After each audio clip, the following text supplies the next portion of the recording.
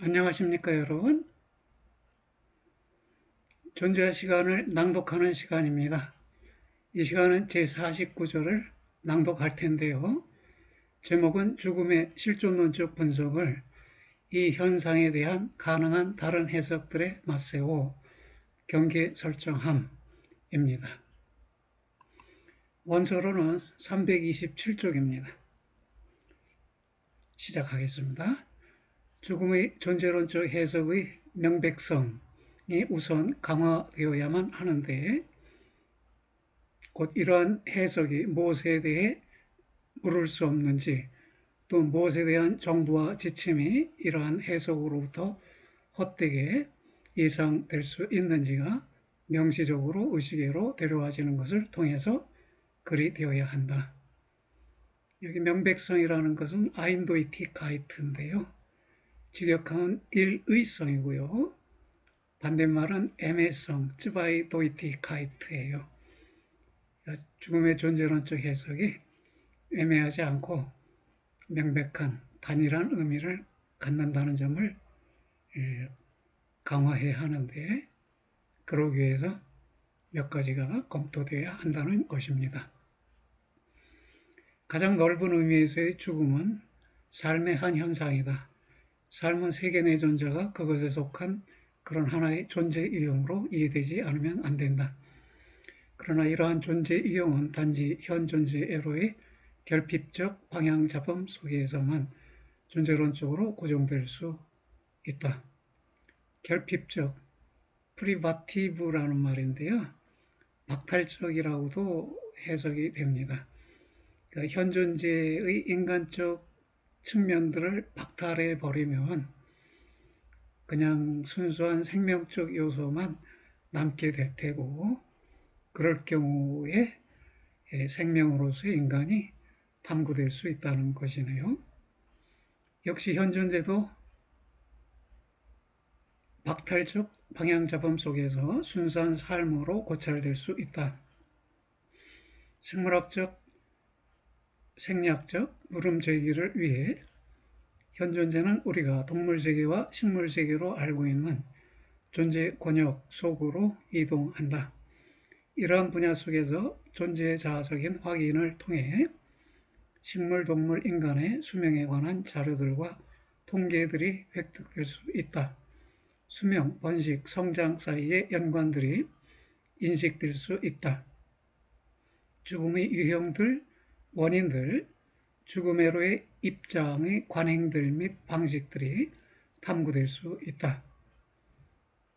각 지역마다, 민족마다 죽음을 맞이하는 관행들이 서로 다른데 이것들을 통해서 현 존재가 죽음을 어떻게 이해하고 있는지를 알아볼 수 있다는 것입니다. 죽음에 관한 이러한 생물학적, 존재자적 탐구의 밑바탕에는 존재론적 문제체계가 놓여 있다. 물어져야 할 것으로 남아있는 것은 어떻게 삶의 존재론적 본질에서부터 죽음의 본질이 규정되는가라는 것이다. 어떤 면에서는 죽음의 존재자적 연구가 그것에 대해 죽음의 본질에 대해 언제나 이미 결정하였다. 삶과 죽음에 관한 많든 적든 해명된 예비 개념들이 그 연구 속에서 유효하다. 그 예비 개념들은 현 존재의 존재론을 통한 앞서 윤곽 지음을 필요로 한다. 그러니까 생물학적 죽음 연구들은 다 존재자적 탐구에 해당하는데 이런 탐구들은 존재론적인 죽음 연구, 실존론적인 죽음 연구에 의해서 앞서 윤곽 지어질 필요가 있다는 것입니다. 그래야만 불필요한 임의적인 요소들에 대한 연구에서 벗어날 수가 있는 것이네요. 하이데크가 존재론적이라는 말과 실존론적이라는 말을 병행해서 쓰고요. 서로 번갈아 쓰기도 합니다. 존재론이지만 현존재의 존재론이니까 현존재의 존재론은 실존론이 되잖아요. 그래서 존재론적 연구이면서 실존론적 연구이다. 이런 말이 가능한데요. 또 하나는 현존재의 실존의 연구 속에서 현존재적이지 아닌 존재자, 즉 용재자와 전재자의 존재도 해명이 되니까 그리 본다면 존재론적 연구라는 것이 실존론적 연구보다 범위가 넓지요. 범위가 넓어요. 그런데 거꾸로 보면 현존재의 실존을 매개로 해서 그 전제자의 전제성이나 용제자의 용제성이 비로소 이해가 되니까 그 실존론은 곧 기초존재론이 되어 즉 존재론을 기초 지어놓은 토대 역할을 합니다. 여하튼 둘은 밀접한 관계 속에 있다는 것, 그래서 하이데거가 그 두 용어를 병행시키거나 번갈아서 사용한다는 점, 그 점을 알아두시기 바랍니다. 삶의 존재론보다 논의 순서상 앞에 위치하는 현존재의 존재론 내부에서 다시금 죽음의 실존론적 분석론은 현존재의 근본 구성틀의 성격 규정보다 뒤에 위치한다. 살아있는 것의 끝남을 우리는 끝나버림이라고 명명했다. 역시 현존재도 자신의 생략적이고 생명부합적인 죽음을 갖고 있는 한도에서 또 이러한 죽음이 그럼에도 존재자적으로 고립되어 있지 않고 오히려 현존재의 근원적인 존재 이용을 통해 삶과 함께 규정되어 있는 한도에서 또 현존재도 역시 그러나 본래적으로 사망하지 않으면서도 끝날 수 있고 다른 한편으로 현존재로서 단순히 끝나버리지는 않는 한도에서 우리는 이러한 본래적인 사망과 끝나버림의 중간 현상을 삶의 마감, 앞레벤이라고 표시한다. 끝남은 엔덴이고요. 어디 있나요? 안 나타나네요. 엔덴. 끝나버림은 페어 엔덴이에요. 그리고 삶의 마감은 앞레벤이에요. 전문 용어들로 하이데거가 동원하고 있는 것입니다. 사망함은 그러나 현존재가 그 속에서 자신의 죽음으로 향해 존재하는 그런 존재 방식에 대한 명칭으로 타당할 것이다. 중요한 용어입니다. 하이데거는 사망함이라는 용어를 특별한 의미로 써요. 즉 죽음으로 향해 존재하는 존재 방식을 가리키는 말로 씁니다. 그래서 인간을 가리킬 때 하이데거는 디 슈테르블리헨 해서 죽을 자들, 죽을 운명을 지닌 자들 이렇게 표현하는데 그때에도 슈테르벤이라는 낱말이 들어있는 용어를 사용합니다. 이거 엄밀히 말하면 디 슈테르블리헨은 가사적인 자들, 죽을 수 있는 자들 그렇게 번역되어야 마땅하나 한자에 대해서 어려움을 갖는 젊은이들을 위해서 그냥 죽을 자들 이렇게들 번역하고 있습니다. 따라서 다음과 같이 말해질 수 있다. 현존재는 결코 끝나버리지 않는다. 현존재는 그러나 단지 그가 사망하는 동안에만 즉 본래적으로든 비본래적으로든 죽음으로 향해 존재하는 동안에만 삶을 마감할 수 있다. 삶의 마감에 대한 의학적 생물학적 연구는 역시 존재론적으로도 의미 있게 될 수 있는 성과들을 획득할 수 있는데 만약 죽음의 실존론적 해석을 위한 근본적인 방향 잡음이 안전하게 되어 있다면 그렇다. 죽음에 대한 실존론적 해석이 확보되어 있다면 그때에는 삶의 마감에 대한 의학적, 생물학적 연구도 존재론적으로도 의미 있게 될 수 있다는 것입니다. 혹은 심지어 병과 죽음 일반조차도 의학적으로도 역시, 즉 의학적 관점에서도 역시 1차적으로 실존론적 현상들로 개념화되지 않으면 안 되는가? 그렇습니다.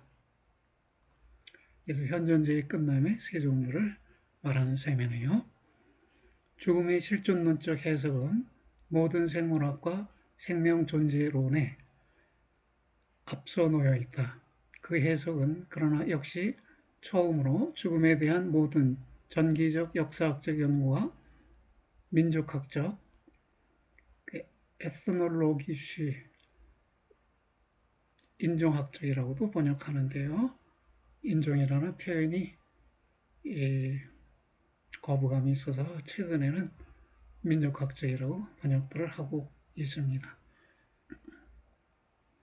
사망함의 유형학은 삶의 마감이 그것들 속에서 체험되는 그런 상태들과 방식들의 성격 규정으로서 이미 죽음의 개념을 전제한다. 게다가 사망함의 심리학은 사망함 자체에 대해서보다 오히려 사망하는 자의 삶에 대한 해명을 내준다. 그런데 이 점은 현존재가 현사실적인 삶의 마감의 체험 옆에서 또 그런 체험 속에서 비로소 사망하는 것이 아니고 혹은 심지어 본래적으로 사망하는 것이 아니라는 점의 반영일 뿐이다. 마찬가지로 원시인들에서의 죽음에 대한 견해들, 또 주술과 제사 속에서의 죽음에 대한 그들의 태도들은 1차적으로 현존재 이해력을 밝혀주는데, 즉 죽음에 대한 이해력을 밝혀주는데, 이러한 현존재 이해력의 해석은 이미 죽음에 관한 하나의 실존론적 분석론 및 이에 상응하는 개념을 필요로 하는 것이다. 그 현존재 이해력은 현존재 속에 죽음이 포함되어 있지요. 그 현존재 이해력은 곧 죽음의 이해력을 포함하는 것이고요. 그런데 이런 것의 해석은 죽음에 관한 실존론적 분석론, 이에 상응하는 죽음 개념을 필요로 한다는 것입니다. 종말회로 향한 존재의 존재론적 분석은 다른 한편으로 죽음에 대한 하나의 실존적 입장 취함을 앞서잡지 않는다. 만약 죽음이 현존재의, 다시 말해 세계 내존재의 종말로 규정된다면 이와 더불어 하나의 존재자적 결정이 곧 죽음 이후에 하나의 더욱 높거나 더욱 낮은 존재가 가능한지의 여부, 또 현존재가 계속 살아가는지 혹은 심지어 자기보다 오래 가면서 불사적인지 죽지 않는지의 여부에 대해 하나의 존재자적 결정이 내려지지 않는다. 피안과 그것의 가능성에 대해서는 차안에 대해서와 마찬가지로 존재자적으로 결정되지 않는데 마치 죽음에 대한 태도의 규범들과 규율들이 교화를 위해 앞서 내놓아져야 하는 것처럼 그렇게 결정되지는 않는다. 죽음의 분석은 그러나 순수하게 차 안에 이 세계, 저 세계가 아니라 이 세계에 남아있는데 분석이 그 현상을, 죽음을 다만 어떻게 그 현상이 그때마다의 현존재, 존재 가능성으로서 이러한 현존재 속으로 들어서 있는지에 의거해 해석하는 한도에서 그런 것이다. 의미 있게 또 정당하게 여하튼 방법적으로 안전하게 무엇이 죽음 이후에 있는가라는 것도 역시 비로소 물어질 수 있는 때는 단지 죽음이 이것의 완전한 존재론적 본질에 있어서 개념화되어 있을 때뿐이다. 과연 하나의 그러한 물음이 여하튼 하나의 가능한 이론적 물음을 표현하는지 여부는 여기서 결정되지 않은 채로 남아 있을 것이다. 죽음의 차안적인 존재론적 해석이 각종의 존재자적 피안적인 사변에 앞서 놓여 있다. 그러네요. 존재자적 피안적인 해석은 사변에 불과하고 우리가 체험한, 경험한 내용은 아니네요. 즉 이해된 내용은 아니라는 점에서 사변이라고 표현했습니다. 마지막으로 죽음의 실존론적 분석의 권역 외부에 놓여 있는 것은, 즉 실존론적 분석의 대상이 아닌 것은 죽음의 형이상학이라는 명칭 아래서 상론될 수 있을지도 모르는 것이다. 어떻게 또 언제 죽음이 이 세상 속으로 왔는가? 어떤 의미를 죽음이 해악과 고통으로서 일체의 존재자 속에서 가질 수 있고 가져야만 하는가? 라는 물음들은 단지 필연적으로 죽음의 존재 성격에 대한 이해력을 전제할 뿐만 아니라 존재자 전체라는 총체의 존재론을, 또 특별히 해악과 부정성 일반에 관한 존재론적 해명을 전제하고 있다. 생물학, 심리학, 변신론 및 신학에서의 죽음에 대한 물음들보다 죽음에 대한 실존론적 분석론이 방법적으로 앞에 위치한다. 분과학문들이죠. 분과학문들의 죽음을 논하기 위해서는 현존재의 죽음에 대한 실존론적 분석론이 선행되어야 한다는 것입니다. 존재자적으로 보면 그것의 성과들은 모든 존재론적 성격 규정의 탈생물학적이고 탈심리학적인 독특한 형식성과 공허성을 나타낸다. 그러니까 분과학문의 관점에서의 연구가 아니라 현존재의 존재를 존재 구조의 측면에서, 또 실존 구조의 측면에서 다뤘기 때문에 그는 형식적으로 보이고 공허하게 보인다는 것입니다. 이 점은 그럼에도 죽음이라는 현상의 풍부한 또 얽혀있는 구조에 대해 우리를 눈멀게 해서는 안 된다. 만약 이미 현존재가 여하튼 전제자로서는 결코 접근 가능하게 되지 않는다면, 그리고 그 이유가 그의 존재 유형의 가능적 존재, das mögliche Sein이 고유한 방식으로 속해 있기 때문이라면 더욱더 죽음의 존재론적 구조를 단순하게 읽어낼 수 있다는 것이 예상되어서는 안 되는데, 만약 사실상 죽음이 현존재의 탁월한 가능성이라면 그런 것이다. 다른 한편으로 그 분석은 죽음에 관한 하나의 우연적으로 또 임의적으로 생각해낸 이념을 고수할 수 없다. 이러한 자의성은 단지 현존재의 일상적인 존재 유형에 대한 선행적인 존재론적 특징 주형을 통해서만 제어될 수 또는 제거될 수 있는데, 그 존재 유형 속에서는 종말이 현존재의 평균적인 일상성 속으로 들어서 있는 것이다. 이를 위해 필요한 것은 이전에 명백히 제시된 것들인 일상성의 구조들, 잡담, 호기심, 애매성, 배려, 퇴락 등의 완전한 재현, Vergegenwärtigung 이라고 했어요. 다른 번역으로 현존화 이렇게 말하기도 하는 것 같아요. 근데 이제 페어는 강제의 의미가 있고 게겐베르티궁은 현재화이지요. 강제로 현재화하는 것이니까 이건 재현이라고 표현해 볼 수 있습니다. 죽음의 실존론적 분석 속에서 죽음으로 향한 존재의 실존적 가능성들, 즉 본래성과 비본래성이 함께 소리를 울린다. 그 점은 죽음에 관한 모든 존재론적 연구의 본질 속에 놓여 있다. 죽음을 수용하거나 죽음을 회피하거나 죽음을 수용하는 것이 본래적 존재이고요. 또는 본래적 실존이고요. 죽음을 회피하는 게 비본래적 실존인데, 이 두 가지가 죽음에 관한 모든 존재론적 연구의 본질 속에 놓여 있다는 것입니다. 그 때문에 하이데거도 바로 죽음에 대한 두 가지 태도 방식을, 즉 본래적 방식과 비본래적 방식을 해설하겠죠. 그렇기 때문에 더욱더 명시적으로 일상성에 의한 실존적 비구속성에 실존론적 개념 기존과 병행하지 않으면 안 된다. 그러니까 우리가 연구를 해나가는데 일상성에 의해 구속되면 안 된다 이게요. 일상적 죽음 개념들에 의해서 구속되지 않은 채로 실존론적 개념 규정이 시도되어야 한다는 것이에요. 죽음에 대한 더욱이 현존재의 가능성 성격, 가능적 존재라는 성격이 그것에 의해 가장 예리하게 드러날 수 있는 그런 죽음과 관련해서는 특히 일상성이 또는 일상적인 개념들이 실존론적인 죽음 해석 속에 끼어들어서는 안 되겠다는 것입니다. 실존론적 문제체계는 유일하게 현존재의 종말회로 향한 존재의 존재론적 구조에 대한 명백한 제시만을 목표로 삼는다. 종말회로 향한 존재의 존재론적 구조, 결국은 시간론적 구조인데요.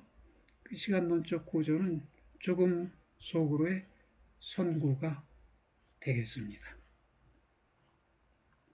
그래서 본래적 실존이면서 전체적인 실존이 죽음 속으로의 선구에서 드러난다고 하이데거는 해설하게 됩니다. 그러네요. 다 읽었네요. 다음 절은 50절이고요. 이것은 다음 시간에 낭독해 드리겠습니다. 여러분 수고들 하셨습니다. 안녕히 계세요.